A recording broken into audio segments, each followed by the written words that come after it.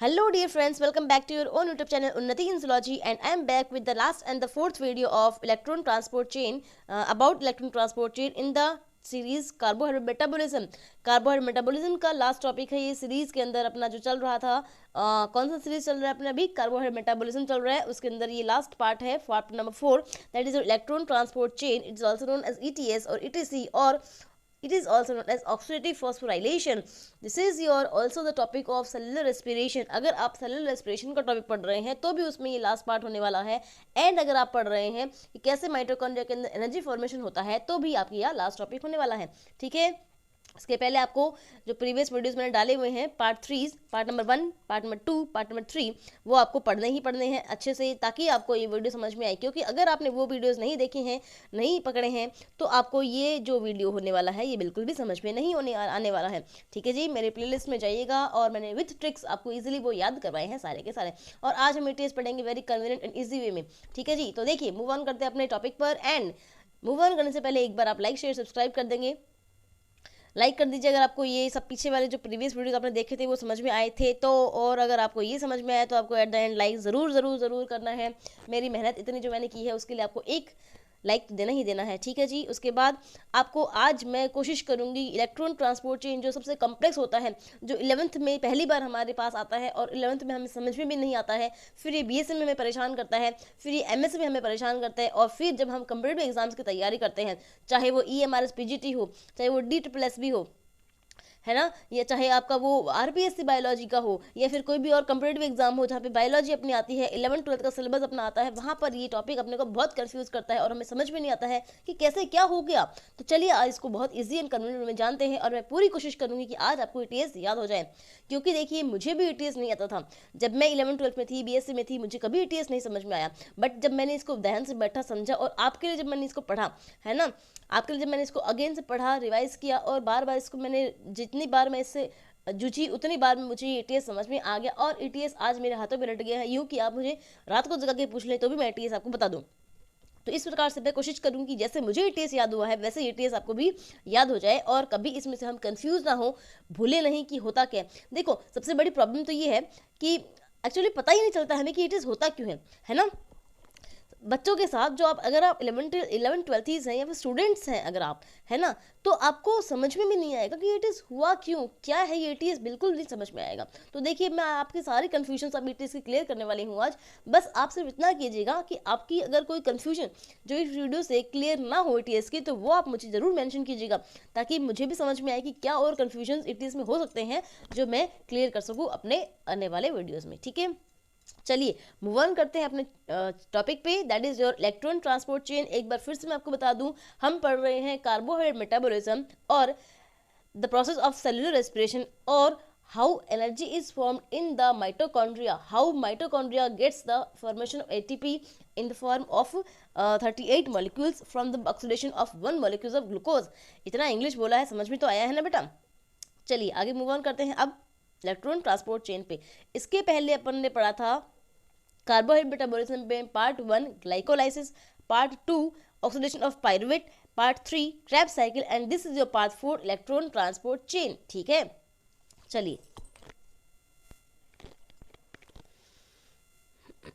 देखिए ये क्या होता है। देखिए It is the final step of carbohydrate metabolism and is also known as oxidative phosphorylation. इसमें जो फिफ्थ स्टेप आएगा, यहाँ पे जो स्टेप होने वाला है जो मैं आपको बताने वाली हूँ आगे, इस स्टेप को ऑक्सीडेटिव फॉस्फोराइलेशन कहते हैं, and this is your last final step. इसीलिए ये ईटीएस जो है ऑक्सीडेटिव फॉस्फोराइलेशन के अंदर ही कैलकुलेट या गिना जाता है। ठीक है, तो इसका फाइनल स्टेप है ये कार्बोहाइड्रेट मेटाबॉलिज्म का, और इसे ऑक्सीडेटिव फॉस्फोराइलेशन भी कहते हैं। It reduces NADH and FADH to synthesized during the previous stages into ATP and release electrons and protons। ये इसका मेन काम है, ये है LTS जो भी मैंने लाइन बोली है। It reduces the NADH and FADH to synthesized during the previous stages into ATP and release of electrons and protons। यानी कि क्यों चलता है ATS, क्यों होता है ATS, ताकि अपने जो पार्ट नंबर 3 था, पार्ट नंबर 2 था और पार्ट नंबर 1 था, उनके अंदर बने हुआ जितना भी उनके अंदर NADH बना है, FADH बना है, या फिर अपना मोस्टली तो NADH और FADH को ही कन्वर्ट करता है, ठीक है।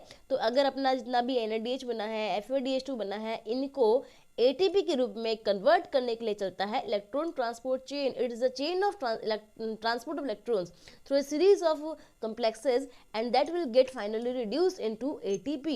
यानी कि why does ATS runs? ATS runs to convert NADH2 and FADH2 in the form of ATP। एक बार फिर से मैं आपको बता दूं, इलेक्ट्रॉन ट्रांसपोर्ट चेन चलता ही इसलिए है ताकि ग्लाइकोलाइसिस के अंदर बना हुआ NADH2, क्रेब्स साइकिल के अंदर बना हुआ NADH, FADH2, ये जो है ये कन्वर्ट हो जाए किसके अंदर? ATP के अंदर। ATP is the simplest form of energy. These are also the forms of energy but these are the larger forms of energy, these are the bigger forms of energy. We cannot use them in the form of ATP. So when they will be get converted into ATP, then we can use them. So that's why ATS runs to convert them into ATS। मैं simple सी भाषा में अगर आपको समझाऊँ ना, तो ATP तो क्या है अपना? ATP अपने हैं खुले पैसे, खुजरे पैसे ATP, ठीक है। ATP मान लीजिए आपका 100 का नोट है, और जो आपका NADH होती है वो सबसे बड़ी होती है, तो आप मान लीजिए 2000 का नोट है। NADH होता है 2000 का नोट, और FADH होता है आपका 500 का नोट, ठीक है। अब देखिए 1000 का नोट अगर 2000 का नोट अगर आप लेके जाते हैं तो आपको कोई खुला नहीं करके देता है ना। तो जब आप NADH2 को क्या करेंगे, आप कुछ खरीदेंगे उसका, आपको तभी वो खुला करके दिया जाएगा। तो NADH2 को खुला करना है 100 के नोट में, यानी कि NADH2 बड़ा मॉलिक्यूल है, बड़ा नोट है, और उस बड़े नोट को अपने को ATP के रूप में लाना है, छोटे नोट में लाना है, जो कि आपको मैंने बताया 100 का नोट है, ठीक है। तो उसके लिए चलेगा ATS यानी कि शॉपिंग। उसके बाद FADH2 होता है NADH2 से थोड़ा छोटा। NADH2 तो बड़ा मॉलिक्यूल है, और FADH2 होता है वो छोटा नोट है थोड़ा सा। जैसे मान लीजिए वो अगर 2000 का है तो ये 500 का नोट है, ठीक है। या फिर आप बोल सकते हैं ये 1000 का नोट है, ठीक है। तो अगर 1000 का नोट है ये, तो इसको भी अपन तोड़ नहीं सकते, ऐसे ही जाओगे तो 1000 का नोट का कोई खुला नहीं देगा आपको। बट आप अगर उसको क्या करेंगे, शॉपिंग कर लेंगे, कोई भी आप बड़ी चीज़ लेते हैं तो आपका 1000 का नोट जो है वो खुला हो जाएगा और आपके पास खुले पैसे आ जाएंगे। यहाँ पे खुले पैसे ATP है, और बड़ा नोट जो सबसे बड़ा नोट होगा 2000 का नोट है वो NADH2 है, और उससे छोटा जो 1000 का नोट है वो आपका FADH2 है। समझ में आया क्या? अगर आपको इतनी सी चीज़ समझ में आ जाएगी ना तो पूरा ATS समझ में आ जाएगा कि NADH2 तो बड़ा नोट है, दैट इज़ 2000 का नोट है, FADH2 छोटा नोट है, दैट इज़ 1000 का नोट है, और इन दोनों ही नोट को हमें 100 के नोट में ATP में कन्वर्ट करना है। और ATP में कन्वर्ट करने के लिए इन दोनों को हमें चलाना पड़ता है ATS, इलेक्ट्रॉन ट्रांसपोर्ट चेन। इस इलेक्ट्रॉन ट्रांसपोर्ट चेन में जो फाइनल स्टेप होता है उसको कहते हैं ऑक्सीडेटिव फॉस्फोराइलेशन। ऑक्सीडेटिव फॉस्फोराइलेशन, ठीक है, मतलब कि ऑक्सीजन की प्रेजेंस में फॉस्फोराइलेशन होना, फॉस्फेट का ऐड होना। फॉस्फेट का ऐड किस पे होगा? ADP पे होगा। देखिए यहाँ पे ADP होता है, ADP से इनऑर्गेनिक फॉस्फेट जुड़ेगा और बन जाएगी ATP। तो चलिए शुरू करते हैं about the location of ETS। ETS की लोकेशन क्या होती है आपको याद रखना है। लोकेशन तो वेरी इंपॉर्टेंट है हर एक स्टेप की, क्योंकि आपके जो MCQs आते हैं, जो आपके गवर्नमेंट एग्जाम्स में क्वेश्चन आता है, वो PCQ जो MCQ का आता है वो यहीं से आता है, लोकेशन से आता है, जो आपको बहुत कंफ्यूज करता है, ठीक है। तो वेरी वेरी इंपॉर्टेंट है। ETS की लोकेशन होती है इनर माइटोकॉन्ड्रियल मेम्ब्रेन और the cristae. Inner mitochondrial membrane of mitochondria और the cristae part of mitochondria, ये है इसकी लोकेशन, याद रखना है आपको। Takes place in the inner mitochondrial membrane, इसे हम शॉर्ट में IMM बोलते हैं। IMM, the most important thing is IMM। होता कहाँ पे है ये? IMM पे होता है, इनर माइटोकॉन्ड्रियल मेम्ब्रेन पे होता है। बहुत बहुत बहुत ज़्यादा इंपॉर्टेंट है, इसलिए मैंने इसको राउंड ऑफ भी कर दिया आपके लिए, ठीक है। तो electron transport chain inner mitochondrial membrane of mitochondria में होता है, या फिर आप कह सकते हो कि क्रिस्टी भाग में होता है। चलिए इसे पहले रिवाइज करते हैं अपन एक बार फिर से। ग्लाइकोलाइसिस कहाँ हुआ था? साइटोप्लाज्म ऑफ द सेल में हुआ था। उसके बाद second step oxidation of pyruvate कहाँ हुआ था? माइटोकॉन्ड्रिया की मैट्रिक्स में हुआ था। देखिए ग्लाइकोलाइसिस में जो पाइरुवेट एसिड बना था वो मूव ऑन करता है और वो आता है माइटोकॉन्ड्रिया के अंदर, और माइटोकॉन्ड्रिया की मैट्रिक्स के अंदर होता है अपना कौन सा? Oxidative oxidative oxidation of pyruvate, जो कि सेकंड स्टेप था। उससे बना था acetyl coenzyme A. Acetyl coenzyme A move on करता है क्रेब्स साइकिल के अंदर, है ना। और क्रेब्स साइकिल कहाँ हुआ था? याद कीजिए, माइटोकॉन्ड्रियल मैट्रिक्स में हुआ था। कहाँ हुआ था? माइटोकॉन्ड्रियल मैट्रिक्स में हुआ था, जो मैंने आपको बताया भी था। And this is your fourth step, जो कि आपका क्या है? ETS। ये कहाँ होता है? माइटोकॉन्ड्रिया की क्रिस्टी पर होता है, या फिर इनर माइटोकॉन्ड्रियल मेम्ब्रेन पर होता है। समझ में आया क्या? देखिए ये इनर माइटोकॉन्ड्रियल मेम्ब्रेन पे होता है। इसके बाद मूव ऑन करते हैं। Next, in this electron released from the breakdown of NADH and FADH2 are transported through a series of chain to various carriers or the transporters in the IMM, and finally accepted by the oxygen molecule to produce one molecule of water, and hence the name electron transport chain. What happens here is this is the definition of this ETS. You can say that what happens in electron transport chain is that the NADH and the FADH, which were synthesized during the Krebs cycle, and the glycolysis part or in the oxidation of pyruvate part, gets broken down into the smaller forms,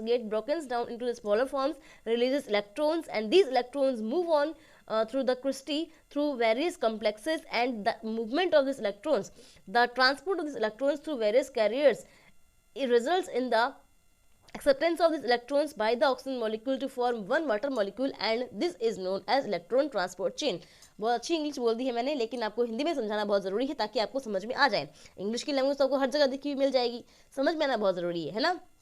होता क्या है, NADH टूटेगा, FADH टूटेंगे, टूट के वो लोग क्या करेंगे, इलेक्ट्रॉन्स को रिलीज करेंगे, और जैसे ही इलेक्ट्रॉन्स को रिलीज करेंगे ये इलेक्ट्रॉन्स एक्साइट हो जाएंगे, इलेक्ट्रॉन्स भाग जाएंगे कहाँ पर, माइटोकॉन्ड्रिया की क्रिस्टी भाग में, है ना। माइटोकॉन्ड्रिया की क्रिस्टी भाग में कॉम्प्लेक्सेस होंगे, उन कॉम्प्लेक्सेस से भागेंगे और कॉम्प्लेक्सेस से जाते जाते फाइनली एक्सेप्ट किए जाएंगे ऑक्सीजन के द्वारा, एंड ऑक्सीजन बना देगा H2O मॉलिक्यूल, पानी का फॉर्मेशन कर देगा। और जो इलेक्ट्रॉन्स भाग रहे हैं वो क्या करते हैं, वो कॉम्प्लेक्सेस को पोरस बनाते हैं प्रोटॉन्स को पंप करने के लिए, वो प्रोटॉन्स को आउटसाइड द मेम्ब्रेन पंप कर देते हैं, और उन प्रोटॉन्स को अंदर लाने के लिए फिर अपना बनता है ऑक्सीडेटिव फॉस्फोराइलेशन, जिससे अपनी ATP का फॉर्मेशन होता है। समझ में आ रहा है कि गाइज? नहीं आ रहा है तो आप प्लीज़ मुझे बताइएगा। I hope you are getting my points. Okay, तो देखिए यहाँ पे क्या होता है, इलेक्ट्रॉन ट्रांसपोर्ट चेन के अंदर अपने को याद ये रखना है कि NADH2 और FADH2 का ब्रेकडाउन होता है, इलेक्ट्रॉन्स रिलीज होते हैं, प्रोटॉन्स रिलीज होते हैं, उन इलेक्ट्रॉन्स को तो फाइनली O2 ऑक्सीजन ले लेता है, एंड जो आपका H+ है उनसे बन जाती है आपकी ATP। ये आपको याद रखना है, सिंपल सी बात, शॉर्ट एंड स्वीट। इतना याद रखना है कि NADH और FADH2 को ETS इसलिए होता है ताकि वो ATP में कन्वर्ट हो जाए, ये मैंने आपके लिए सारा लिखा है, कैसे क्या होता है अभी मैं आपको समझाने वाली हूँ। देखिए, अब आपको याद रखना है कि कॉम्प्लेक्सेस कौन से होते हैं यहाँ पर, है ना। ETS में कौन से कॉम्प्लेक्सेस होते हैं वो आपको याद रखना है। कॉम्प्लेक्स यूज इन ETS, ये आपको वेरी इंपॉर्टेंट है, आपको याद रखने हैं। यहाँ पे आपको याद रखने हैं 5 कॉम्प्लेक्स होते हैं। कितने? 5 अपनी 5 फिंगर्स हैं, 5 कॉम्प्लेक्स हैं, आपको ऐसे याद रखना है। कॉम्प्लेक्स नंबर 1 का नाम है NADH डिहाइड्रोजनेज, सेकंड का नाम है सक्सिनेट डिहाइड्रोजनेज, थर्ड का नाम है coenzyme Q and cytochrome C reductase, fourth is cytochrome C oxidase, and fifth is your ATP synthase, that is called F0F1 particle, that is called oxisome। ये तीनों ही नाम एक ही के हैं, फिफ्थ वाले के हैं। ये फिफ्थ वाला वेरी इंपॉर्टेंट है, बहुत इंपॉर्टेंट है, क्योंकि आपको याद ये रखना है कि फिफ्थ वाले के अंदर ही अपना जो फिफ्थ स्टेप है या फिर फोर्थ स्टेप का जो फाइनल स्टेप है ऑक्सीडेटिव फॉस्फोराइलेशन, ये होता है। ठीक है, तो ये ATP सिंथेज बोलते हैं, इसको F0F1 पार्टिकल बोलते हैं, या फिर ऑक्सीसोम बोलते हैं। अब देखिए इनके अंदर जो प्रोस्टेटिक ग्रुप होता है वो क्या होता है। देखिए ये प्रोस्टेटिक ग्रुप तो आपको याद नहीं होना तो भी चलेगा, आपको याद होता है तो ठीक है, नहीं होता तो आप सिंपल से वहाँ पे कॉम्प्लेक्स 1 2 3 4 यूज कर सकते हैं, नाम होते हैं तो बढ़िया है। तो कॉम्प्लेक्स नंबर फर्स्ट में तो FMN-FES होता है। क्या होता है? FMN-FES। सेकंड में होता है FAD-FES, थर्ड में होता है cytochrome B, C and heme product. ठीक है, सॉरी। एंड नेक्स्ट इज आपका फोर्थ में होता है cytochrome A3 Cu2+ and haem. देखिए अब आपको ये याद रखना, ये चलता है किसके लिए, अभी ये पढ़ेंगे ना तो सारा समझ में आ जाएगा। देखो इतना सब कुछ थ्योरी में आपको नहीं फंसना है, आपको सिर्फ उसमें डायग्रामेटिकली याद कर लेना है ताकि आपको सारा याद हो जाए। ठीक है, कॉम्प्लेक्स फर्स्ट चलता है NADH2 के लिए और कॉम्प्लेक्स सेकंड चलता है FADH2 के लिए, एंड थर्ड फोर्थ और फिफ्थ जो है ये तीनों कॉमन होते हैं सारे के लिए। अब मैंने एक बार इसको देख लेना तो आपको ये सब चीज़ें जो लिखी है समझ में आ जाएंगी। ये है स्कीमेटिक रिप्रेजेंटेशन ऑफ ETS। क्या होता है एक्चुअली ETS? देखिए आपको दिमाग में माइटोकॉन्ड्रिया का डायग्राम सेट करना है। माइटोकॉन्ड्रिया के अंदर ये आउटर मेम्ब्रेन है, आउटर मेम्ब्रेन की बाउंड्री यहाँ आएगी। ठीक है, ये आउटर मेम्ब्रेन की बाउंड्री आ जाएगी यहाँ पे माइटोकॉन्ड्रिया की। मैं बना देती हूँ आपके लिए थोड़ा सा हल्का सा कि ये जो माइटोकॉन्ड्रिया है, ये माइटोकॉन्ड्रिया की आपकी आउटर मेम्ब्रेन है, आउटर बाउंड्री है ये आपकी। और ये आउटर मेम्ब्रेन के बाद में ये कौन सा है, ये आउटर मेम्ब्रेन और इनर मेम्ब्रेन के बीच का स्पेस है। देखिए ये तो है इनर माइटोकॉन्ड्रियल मेम्ब्रेन, जो कि आप ऐसे फोल्डिंग होती है ना, ऐसे फोल्ड कर कर एक क्रिस्टल बनाती है माइटोकॉन्ड्रिया के अंदर। अगर आपको माइटोकॉन्ड्रिया का डायग्राम याद है तो ये माइटोकॉन्ड्रिया की आउटर मेम्ब्रेन हो गई, इसके अंदर ये होती है इनर मेम्ब्रेन। ये जो मैं फोल्डिंग्स बना रही हूँ इसमें ये इनर मेम्ब्रेन फोल्डिंग्स की क्रिस्टल कहलाती हैं। इसी मेम्ब्रेन के ऊपर ये साइकिल चलता है अपना, और ये जो बीच का भाग है ये क्रिस्टल कहलाता है, सॉरी बीच का भाग मैट्रिक्स कहलाता है। ठीक है, और ये बाहर का क्या है, साइटोप्लाज्म सेल है। तो ये आउटर मेम्ब्रेन है, जो ये मैंने यहाँ बनाई आउटर मेम्ब्रेन है।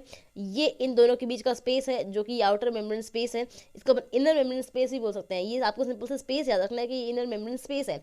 फिर ये आपकी इनर मेम्ब्रेन आ गई जो कि आपकी फॉस्फोलिपिड बाइलेयर से बनी हुई है, ठीक है। उसके बाद ये आ गया माइटोकॉन्ड्रिया का मैट्रिक्स भाग। तो ये इंपॉर्टेंट है, आपको याद रखना है कि अभी भी मैंने बताया कि लोकेशन इसका माइटोकॉन्ड्रिया की इनर मेम्ब्रेन होती है, तो ये इनर मेम्ब्रेन पे हो रहा है और ये आपका मैट्रिक्स पार्ट है ये, और मैट्रिक्स की आउटर साइड वाला पार्ट है, ठीक है। अब देखिए यहाँ पे आते हैं आपके complexes. Complexes are the integral proteins, complexes are the integral proteins जो आपने पढ़े हुए हैं। अगर आपने सेल मेम्ब्रेन का टॉपिक पढ़ा है, नहीं पढ़ा है तो मेरे वीडियो पे चेक कर लीजिए, प्लेलिस्ट में मैंने सेल मेम्ब्रेन का टॉपिक डाला हुआ है, वहाँ से आप देख लीजिएगा, ठीक है। तो ये होते हैं integral proteins, this are transport proteins, this are the transport proteins, ठीक है। इसलिए इनको हम इलेक्ट्रॉन ट्रांसपोर्ट कर रहे हैं ना, तो ट्रांसपोर्ट प्रोटीन्स है ये। तो ये जो इसको अब हम कॉम्प्लेक्सेस बोलते हैं, तो ये कॉम्प्लेक्स 1 है, ये कॉम्प्लेक्स 2 है, ये कॉम्प्लेक्स 3 है, ये कॉम्प्लेक्स 4 है, and this is your complex 5। ये 5 कॉम्प्लेक्स होते हैं अपने पास सीरीज में, ठीक है। Complex number first, second, third, fourth and fifth. Again first, second, third, fourth and fifth. यहाँ पे कॉम्प्लेक्स फर्स्ट का नाम है, क्या नाम है फर्स्ट का? एनएलडीएच डिहाइड्रोजनेस, ये है एनएलडीएच डिहाइड्रोजनेस। ये सेकंड है सक्सिनेट डिहाइड्रोजनेस। ये आपका थर्ड है, ये वाला थर्ड है जो कि है coenzyme Q and cytochrome C reductase. This is your fourth वाला, that is cytochrome C oxidase, and this is your fifth वाला, दैट इज एटीपी सिंथेज।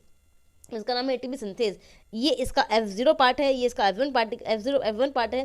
तो F1 और F0 पार्टिकल इसमें बोलते हैं इसको, इसी को हम पूरे को ऑक्सीसोम भी बोलते हैं साथ में मिलाकर, ठीक है। अब देखिए कॉम्प्लेक्स फर्स्ट से एनएलडीएच टूटेगा। कॉम्प्लेक्स फर्स्ट क्या करेगा? कॉम्प्लेक्स फर्स्ट एनएलडीएच को तोड़ेगा। देखो जब एनएलडीएच टूटेगा तो एक एनएलडी प्लस रिलीज हो जाएंगे, हाइड्रोजन रिलीज हो जाएंगे, मतलब प्रोटॉन्स रिलीज हो जाएंगे, एंड 2 इलेक्ट्रॉन्स, एक के टूटने से 2 इलेक्ट्रॉन्स रिलीज हो गए। अब ये 2 इलेक्ट्रॉन्स हो जाएंगे एक्साइट, क्या हो जाएंगे? Excite. Electrons get excited, electrons excite होने के बाद क्या चल जाएंगे? कॉम्प्लेक्स के अंदर घूमेंगे, यहाँ पे एफएमएन से गुजरेंगे, फिर एफईएस से गुजरेंगे, है ना, ये होते हैं ना इसके अंदर एफएमएन एफईएस। तो इनसे करीब पास ऑन करेंगे, और पास ऑन करने के बाद जाएंगे किसके पास? बीच में एक मोबाइल कैरियर होगा, इसको मोबाइल कैरियर बोलते हैं, इसे बोलते हैं मोबाइल कैरियर। क्या बोलते हैं इसको अपन? Mobile carrier. ये मोबाइल कैरियर होगा, ये इसको क्या करेगा? आगे ट्रांसपोर्ट करेगा, ठीक है। तो ये मोबाइल कैरियर के पास जाएंगे, इसका नाम है यूबिक्विनॉन। यहाँ पे जो मैंने UQH लिखा है, UQH इज यूबिक्विनॉन। क्या है ये? यूबिक्विनॉन है ये, ठीक है। यूबिक्विनॉन है ये, देखिए ये है यूबिक्विनॉन। यूबिक्विनॉन में अपना एफईएस था और एफईडी था, सॉरी यूबिक्विनॉन इसको क्या करेगा? थर्ड के पास ट्रांसफर करेगा। वेरी इंपॉर्टेंट लाइन, एक बार फिर से मैं याद से ढंग से बोल रही हूँ, आपको फिर से समझना है, सुनना है ध्यान से। कॉम्प्लेक्स 1 से एनएडीएच छूटा, यूबिक्विनॉन के पास वो इलेक्ट्रॉन्स गए, इस कॉम्प्लेक्स 1 से होते हुए यूबिक्विनॉन के पास गए, एंड यूबिक्विनॉन से वो ट्रांसपोर्ट हो गए थर्ड में। सेकंड में एंटर नहीं करेंगे, आपको याद रखना है। कॉम्प्लेक्स फर्स्ट से डायरेक्टली जाएंगे थर्ड में। हम किसके लिए कर रहे हैं? एनएडीएच के लिए। हम कर रहे हैं एनएडीएच के लिए, और एनएडीएच के लिए कॉम्प्लेक्स फर्स्ट के बाद सीधा थर्ड आता है, सेकंड में नहीं आता है, याद रखना आपको। फर्स्ट के बाद इलेक्ट्रॉन्स थर्ड मोबाइल कैरियर के पास जाएंगे जो कि यूबिक्विनॉन है। यूबिक्विनॉन से वो जाएंगे सीधे के सीधे किसके पास? अपने कॉम्प्लेक्स थर्ड के पास, ठीक है। कॉम्प्लेक्स थर्ड से वो जाएंगे फिर फोर्थ के पास, एंड फोर्थ के बाद इलेक्ट्रॉन्स जो है फोर्थ के पास होगा ऑक्सीजन, हाफ O2 मॉलिक्यूल होगा। ये half O2 molecule half O2 molecule oxygen को, हाफ O2 मॉलिक्यूल इलेक्ट्रॉन्स को ले लेगा और H2O का फॉर्मेशन यहाँ पे करा देगा। H2O का फॉर्मेशन यहाँ पे करा देगा, यानी कि हमारी बॉडी पानी को बनाती भी है ताकि अपन पानी की जो कमी है वो पूरी कर सके, है ना। अब देखिए एक बार फिर से मैं आपको बता रही हूँ, NaDH2 का मैंने अभी आपको समझाया क्या? ETH। NaDH जो है वो टूटेगा मैट्रिक्स के अंदर। देखो क्रेब साइकिल कहाँ हुआ था? मैट्रिक्स में हुआ था। अपना ऑक्सीजन पायरुवेट कहाँ हुआ था? मैट्रिक्स में हुआ था। इसलिए मोस्ट ऑफ द NaDH कहाँ पड़े हैं? मैट्रिक्स में पड़े हैं। अब मैट्रिक्स से ये जो आएगा, ये NaDH कॉम्प्लेक्स 1 के पास जाएगा, टूटेगा, टूट कर 2 इलेक्ट्रॉन्स को रिलीज करेगा। 2 इलेक्ट्रॉन्स क्या करेंगे? जैसे ये 2 इलेक्ट्रॉन्स मूव ऑन कर रहे हैं ना, तो ये इस कॉम्प्लेक्स को पोरस बनाते हैं। क्या बनाते हैं? पोरस, मतलब इसको छेद कर देते हैं, इसमें पोरोसिटी कर देते हैं इसको, ताकि इस मैट्रिक्स से जो H+ है, इस मैट्रिक्स के अंदर प्रोटॉन ग्रेडियंट ज़्यादा होता है। इस मैट्रिक्स के अंदर क्या होता है? H+ का ग्रेडियंट ज़्यादा होता है, प्रोटॉन ग्रेडियंट ज़्यादा होता है, इसलिए 4 H+ मॉलिक्यूल्स यहाँ से निकल जाएगी। देखो मैंने लिख रखा ना यहाँ पे 4 H+, तो ये 4 H+ मैट्रिक्स से इनर मेम्ब्रेन स्पेस में चले जाएंगे। कहाँ? मैट्रिक्स से इनर मेम्ब्रेन स्पेस में, यानी कि कॉम्प्लेक्स 1 जो है वो ट्रांसपोर्ट करता है 4 मॉलिक्यूल्स ऑफ H+ को, है ना। प्रोटॉन के 4 मॉलिक्यूल्स को ट्रांसपोर्ट करता है, याद रखना है, वेरी इंपॉर्टेंट है। NaDH जो है वो 4 मॉलिक्यूल्स ऑफ प्रोटॉन को इनर माइटोकॉन्ड्रियल मेम्ब्रेन से होते हुए ट्रांसपोर्ट करता है माइटोकॉन्ड्रियल मैट्रिक्स से माइटोकॉन्ड्रियल स्पेस के अंदर, ठीक है। यहाँ पे हो गए 4 मॉलिक्यूल्स का ट्रांसपोर्ट। यूबिक्विनॉन फिर इसको ट्रांसपोर्ट करता है कॉम्प्लेक्स थर्ड के पास, सेम चीज़ कॉम्प्लेक्स थर्ड करता है। कॉम्प्लेक्स थर्ड पोरस बनाता है, वही सेम 4 मॉलिक्यूल्स ऑफ H+ को बाहर निकालता है। कितने को? 4 मॉलिक्यूल्स ऑफ H+ को बाहर निकालता है, इसको पोरस बना देता है। देखो 4 मॉलिक्यूल्स मैट्रिक्स से निकल गए और बाहर चले गए। यहाँ मैट्रिक्स के अंदर बहुत सारे H+ होते हैं, है ना, क्योंकि टूट रहे हैं, बार बार टूट रहे हैं, और भी अदर रिएक्शंस होती रहती हैं, वहाँ पे H+ रिलीज होते हैं। तो प्रोटॉन ग्रेडियंट इसके अंदर ज़्यादा होता है मैट्रिक्स के अंदर। ये मैट्रिक्स से जो है कॉम्प्लेक्स फर्स्ट से 4 H+ निकलते हैं, कॉम्प्लेक्स सेकंड थर्ड से 4 H+ बाहर निकल जाते हैं। ट्रांसपोर्ट होते हैं, इसका मतलब। एंड कॉम्प्लेक्स फोर्थ जो होगा उससे भी सेम यही चीज़ होगा, इलेक्ट्रॉन्स मूव ऑन करेंगे एंड आपका जो ये है 2H+ बाहर निकल जाएंगे। कितने? 2H+। तो आपको याद रखना है, जब आपने एक NADH को तोड़ा, एक NADH को जब आपने तोड़ा, एक NADH मॉलिक्यूल तोड़ा, तो फर्स्ट कम्प्लेक्स से 4 मॉलिक्यूल्स ऑफ प्रोटॉन निकले। सेकंड कम्प्लेक्स यहाँ पे यूज़ नहीं होता है, very important, second complex NADH के लिए यूज़ नहीं होता है। एंड कम्प्लेक्स नंबर थर्ड जो 4 मॉलिक्यूल्स ऑफ प्रोटॉन को पंप कर देंगे बाहर की तरफ, एंड कॉम्प्लेक्स फोर्थ जो है वो 2 मॉलिक्यूल्स ऑफ H+ को पंप कर देंगे बाहर की तरफ। समझ में आया इतना? एक बार फिर से देखो, मैंने यहाँ लिख रखा है, चलो ठीक है, ये हो गया NADH का। समझ में आया क्या? देखिए एक बार फिर से मैं आपको बता रही हूँ लास्ट टाइम, NADH जब टूटेगा, मैट्रिक्स से NADH टूटेगा और वो कॉम्प्लेक्स फर्स्ट का यूज़ करेगा, थर्ड का, फोर्थ का एंड फिफ्थ का यूज़ करेगा। First, third, fourth are use for NADH। Complex number first, third and fourth are use for NADH। First will pump 4 protons outside in the space, mitochondrial space. Complex third will pump 4H+ and complex third जो fourth है वो move करेगा 2H+ को। ठीक है, तो ये हो गया NADH के लिए। अब मूव ऑन करते हैं FADH के लिए। देखो FADH के लिए कम्प्लेक्स वन काम नहीं करेगा, FADH के लिए कम्प्लेक्स 2 काम करेगा। जैसे NADH के लिए कम्प्लेक्स 2 ने काम नहीं किया था, वैसे ही FADH के लिए कम्प्लेक्स 1 काम नहीं करेगा, क्योंकि कम्प्लेक्स 1 तो NADH के लिए है ना, और कम्प्लेक्स 2 FADH के लिए, इसलिए इसके लिए काम करेगा। तो FADH2 जो है वो कम्प्लेक्स 2 में जाएगा, वहाँ टूटेगा। FADH2 कम्प्लेक्स 2 में जाएगा, वहाँ टूटेगा, और कम्प्लेक्स 2 में टूट के वही सेम कहानी FAD+ में कन्वर्ट हो जाएगा, H+ प्रोटॉन्स को रिलीज करेगा, इलेक्ट्रॉन्स को रिलीज करेगा। जो इलेक्ट्रॉन्स होंगे एक्साइट हो जाएंगे, एक्साइट होकर कम्प्लेक्स सेकंड के पास जाएंगे, कम्प्लेक्स सेकंड से जाएंगे मोबाइल कैरियर यूबिक्विनॉन के पास, यूबिक्विनॉन से एक और आपका कम्प्लेक्स नंबर थर्ड में जाएंगे, कम्प्लेक्स नंबर थर्ड से फोर्थ में ट्रांसपोर्ट करने के लिए मोबाइल कैरियर होता है। ठीक है, क्योंकि इन दोनों के बीच में ना स्पेस होता है, दोनों के बीच में यहाँ पे स्पेस होता है, उस स्पेस से कैसे जाएगा इलेक्ट्रॉन, है ना, तो स्पेस से इलेक्ट्रॉन्स को आगे भेजने के लिए मोबाइल कैरियर होते हैं, इन्हें हम बोलते हैं मोबाइल कैरियर। मोबाइल कैरियर क्यों? क्योंकि ये मूव करते हैं, ऐसे हिलते हैं, ये हिलते नहीं है, ये तो ट्रांसपोर्टर्स है, फिक्स है एक जगह, हिलते नहीं है। लेकिन जो मोबाइल कैरियर से वो फ्लोट करते हैं इसके अंदर, और जब फ्लोट करते हैं तब ये ट्रांसपोर्ट करते हैं, इसलिए इनको अपन मोबाइल कैरियर्स बोलते हैं। मोबाइल कैरियर्स मतलब जो हिल सके, यहाँ से वहाँ जा सके, तो यहाँ पे मोबाइल कैरियर होता है साइटोक्रोम C। तो इसमें 2 मोबाइल कैरियर इंपॉर्टेंट होते हैं, याद रखना आपको, दोनों के लिए आते हैं, NADH2 के लिए भी दोनों आते हैं, FADH2 के लिए दोनों आते हैं। ठीक है, तो FADH2 जो है वो टूटता है कॉम्प्लेक्स सेकंड के अंदर। Complex first is not involve during the breakdown of complex FADH2 and complex 1 is not evolved during the breakdown of FADH2। ये आपको याद रखना है। NADH2 के लिए तो complex first, third and fourth आता है, एंड FADH2 के लिए complex second, third and fourth आता है। ठीक है, तो सेकंड में टूटा, ये यूबिक्विनॉन के पास गया, यूबिक्विनॉन ने कॉम्प्लेक्स थर्ड को दे दिया, कॉम्प्लेक्स थर्ड ने साइटोक्रोम C मोबाइल कैरियर को दे दिया, and mobile carrier cytochrome C ने उसको कॉम्प्लेक्स फोर्थ को दे दिया। ठीक है, अब देखो आपको डायग्राम में दिख रहा होगा, जो कॉम्प्लेक्स सेकंड है ना, वो कॉम्प्लेक्स सेकंड इनर माइटोकॉन्ड्रिया में मिलकर नीचे वाली लेयर पे होता है, अपर लेयर पे तो होता ही नहीं है ना, अपर लेयर पे तो होता ही नहीं, इसलिए यहाँ से क्या करेगा, हाइड्रोजन आयंस को पंप नहीं कर सकता, प्रोटॉन्स को ये पंप नहीं कर सकता यहाँ से, क्योंकि ये आपको दिख रहा है कि ये ऊपर वाले मेम्ब्रेन पे तो टच ही नहीं होता है। ठीक है, इसीलिए ये जो है ये क्या करेगा, कोई भी प्रोटॉन्स को पंप नहीं करेगा आउटसाइड। और बाकी जो कॉम्प्लेक्स थर्ड में 4 होते हैं वो तो होते ही हैं, कॉम्प्लेक्स सेकंड में जो कॉम्प्लेक्स फोर्थ में जो आपके 2 होते हैं वो तो होते ही हैं। अब देखो एक बार फिर से समझ लेते हैं ETS को। ETS आपका फाइनल स्टेप होता है कार्बोहाइड्रेट मेटाबॉलिज्म के अंदर, इसे ऑक्सीडेटिव फॉस्फोराइलेशन भी बोलते हैं, क्योंकि इसका जो 5वां स्टेप होगा वो ऑक्सीडेटिव फॉस्फोराइलेशन होता है। कॉम्प्लेक्स फिफ्थ को ऑक्सीडेटिव फॉस्फोराइलेशन का किंग बोलते हैं। ठीक है, ये जो ETS चलता है, ये क्यों चलता है, ताकि NADH को और FADH को तोड़ा जा सके, तोड़कर इलेक्ट्रॉन्स को रिलीज कर सके, इलेक्ट्रॉन्स मूव ऑन करेंगे, एंड ये NADH और FADH ये इलेक्ट्रॉन्स रिलीज होंगे, प्रोटॉन्स पंप होंगे, इन सब की वजह से ATP का फॉर्मेशन हो जाएगा। यानी कि NADH को और FADH2 को ATP में कन्वर्ट करने के लिए चलता है इलेक्ट्रॉन ट्रांसपोर्ट चेन। ये inner mitochondrial membrane of mitochondria में होता है, दैट इज क्रिस्टी पार्ट में होता है।